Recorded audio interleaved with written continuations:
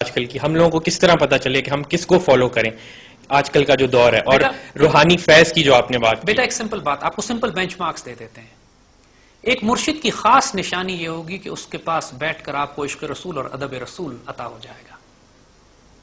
کوئی وہ شخص جو گستاخی رسول سکھائے، حضور کا ادب نہ سکھائے، حضور سے پیار نہ سکھائے، حضور سے نسبت اور تعلق نہ سکھائے، وہ مرشد بننے کے قابل نہیں ہے.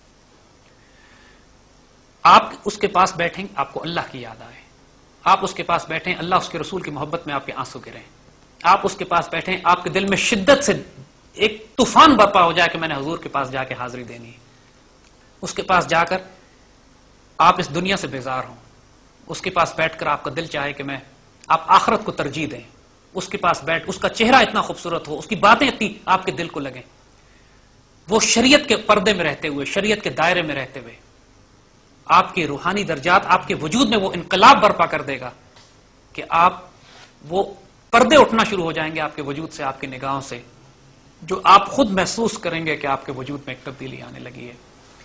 اقبال نے اس مرد درویش کی نشانی جو بتائی تھی، تو نے پوچھی ہے مجھ سے امامت کی حقیقت مجھ سے، خدا تجھے میری طرح صاحب اسرار کرے، وہی ہے تیرے زمانے کا امام برحق جو تجھے حاضر و موجود سے بیزار کرے، موت کے آئینے میں دکھا کر تجھے رخ دوست، زندگی اور بھی تیرے لیے دشوار کرے.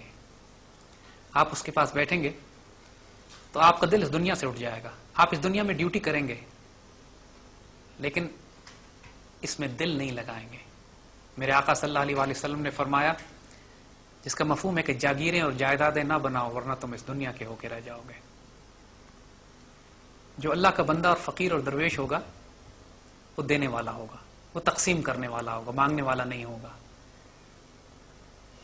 وہ حضور صلی اللہ علیہ وآلہ وسلم کی سنت مبارکہ پہ اتنا خوبصورت وجود ہوگا کہ آپ اس کے آس پاس پراسرار طاقتوں کو دیکھتے ہوں گے.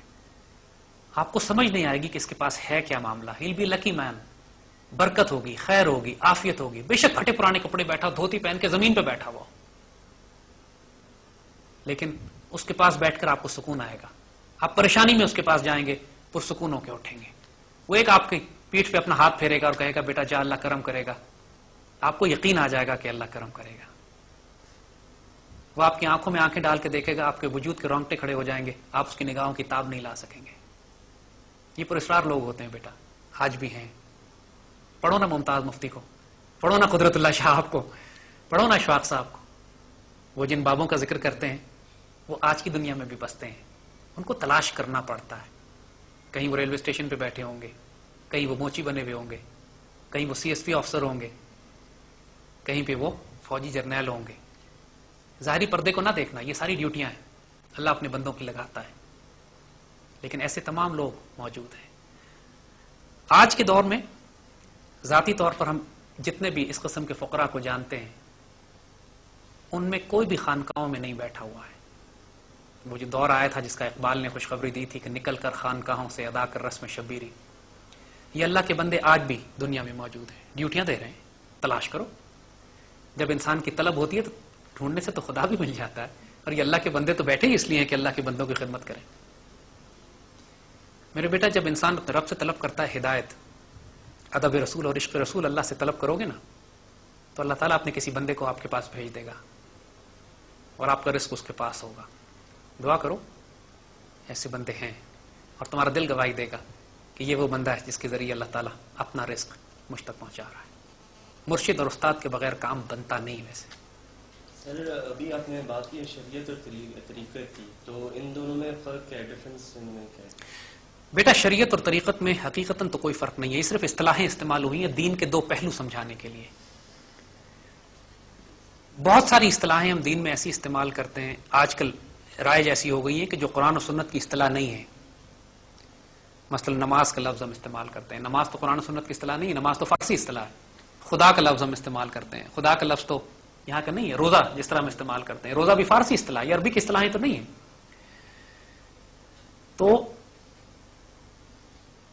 یہ اصطلاحوں کو صرف آسانی کے لیے، ان کو سمجھانے کے لیے تھوڑی سی ان اصطلاحوں کو استعمال کیا جاتا ہے. شریعت اور طریقت اصل میں سب کچھ شریعت ہی ہے، اصل میں سب کچھ شریعت نبی رسول صلی اللہ علیہ وآلہ وسلم ہی ہے.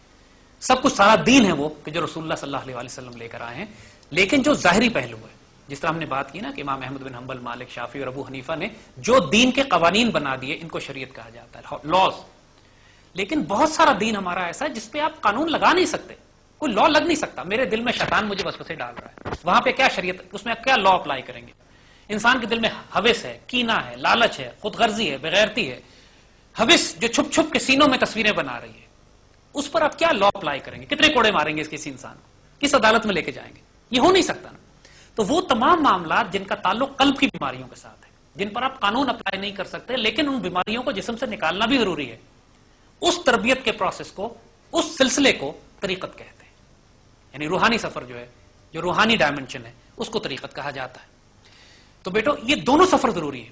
پہلے جو تربیت کا نظام بنائے جاتے تھے اس میں انسان ظاہری علوم بھی سیکھتا تھا کہ نماز کیسے پڑھنی ہے، حج کیسے کرنا ہے، روزے کیسے رکھنے ہیں، حلال اور حرام کی تمیز کیا ہے، اور پھر ساتھ ساتھ آ کے روحانی تربیت اور تزکیے کے معاملات بھی طے کیے. اس استادوں کے پاس جایا جاتا تھا، ان سے سیکھا جاتا تھا کہ حضور یہ بتائیے کہ انسان اپنے امراض قلبی کا علاج کس طرح. آپ کشف المحجوب حضرت عطا صاحب کی کتاب اٹھا کے دیکھیے، مسلم بزرگوں کی کتابیں اٹھا کے دیکھیے، ان پہ سارا زور ان کتابوں پہ یہ ہے کہ انسان اپنے قلب کی بیماریوں سے، خواہشات نفس سے، شیطان کے حملوں سے کس طرح بچا جا سکتا ہے.